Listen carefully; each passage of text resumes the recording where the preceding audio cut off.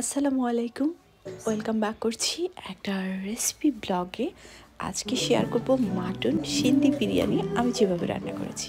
সানডেতে সোয়াদ বায়না করেছে কাচ্চি খাবে, বাট আমার কাছে মনে হলো কাচ্চি না রান্না করে আজকে অন্য কিছু রান্না করা যাক। আমি রান্না করেছি মাটন সিন্ধি বিরিয়ানি। চলুন আজকে রেসিপিটা আপনাদের সঙ্গে শেয়ার করি। 1.5 কেজির মতো মাটন নিয়েছি।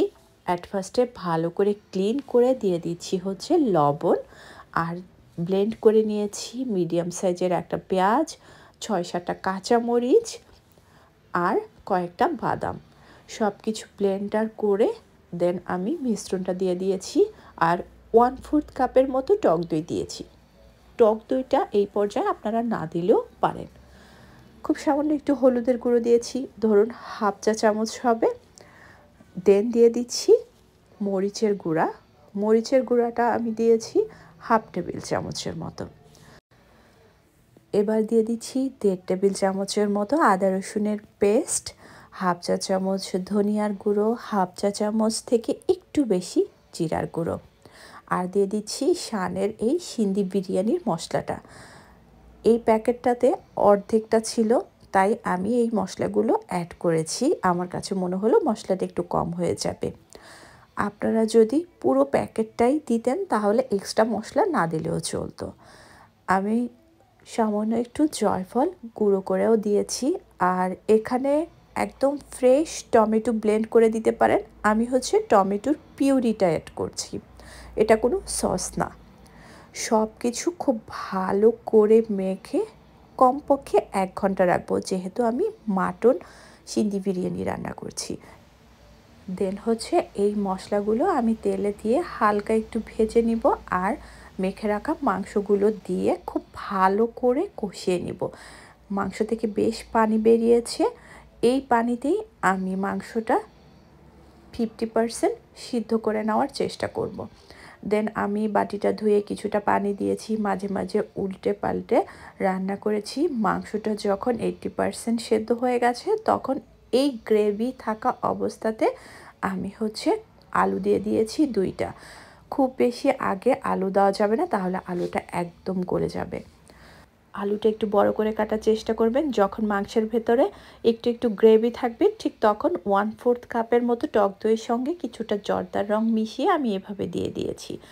এই কাজটা করার আগে হচ্ছে আমি রাইসটা রান্না করেছি পানিতে লবণ এবং এই মশলাগুলো দিয়ে। 1 কেজির মতো বাসমতি চাল দিয়ে আমি 80% রান্না করে পানিটা ছেঁকে নিয়েছি। এবার হচ্ছে আমি সিন্ধি বিরিয়ানির উপরে একটা টমেটো গোল গোল করে কেটে ছিটিয়ে দিয়েছি, কিছু কাঁচামরিচ দিয়েছি। আপনারা চাইলে টক দইয়ের গ্রেভিটা পুরো মাংসের সঙ্গে মিশিয়েও দিতে পারেন। দিয়ে দিলাম পেঁয়াজ বেরেস্তা, আলু বোখারা।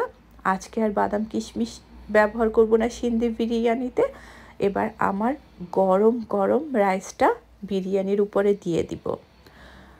আমার ভুল হয়ে গিয়েছিল, রাইসটা দেওয়ার আগে হচ্ছে কিছু আদা কুচি এবং হচ্ছে ধনিয়া পাতা আর পুদিনা পাতা দেওয়ার কথা ছিল, বাট তাড়াহুড়োর জন্য ভুলে গেছি। যাই হোক, এই পর্যায়ে আমি দিয়ে দিয়েছি আরও কিছু পেঁয়াজ বেরেস্তা, আর হচ্ছে কিছুটা টক দই দিয়ে দিচ্ছি, যেটা আমি ফুড কালার মিক্স করে নিয়েছিলাম। আপনারা কিন্তু ধনেপাতা, পুদিনা পাতা আর হচ্ছে আদা কুচিটা রাইসটা দেওয়ার আগে দিবেন। আমি খুব সামান্য একটু গোলাপ জল দিচ্ছি, এটা চাইলে আপনারা বাদও দিতে পারেন।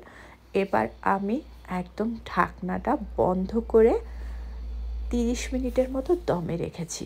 আর এই হচ্ছে আমার সিন্ধি বিরিয়ানির ফাইনাল লুক। মাশাআল্লাহ, আলুগুলো একদম পারফেক্ট ছিল, সেদ্ধ হয়ে গেছে বাট ভেঙে যায়নি। আলুটা জানি ভেঙে না যায়, সেটা অবশ্যই খেয়াল করবেন। আলুটা ভেঙে গেলেই কিন্তু বিরিয়ানির টেস্টটা একদমই বাজে হয়ে যাবে। এক পাশ থেকে আলতো হাতে একটু মিক্স করে নিয়েছি। আর এবার হচ্ছে গরম গরম পরিবেশন করার পালা। কাঁচামরিচ, টমেটো আর লেবু দিয়ে সার্ভ করুন। রেসিপি কিন্তু অবশ্যই ট্রাই করবেন। আল্লাহ হাফিজ।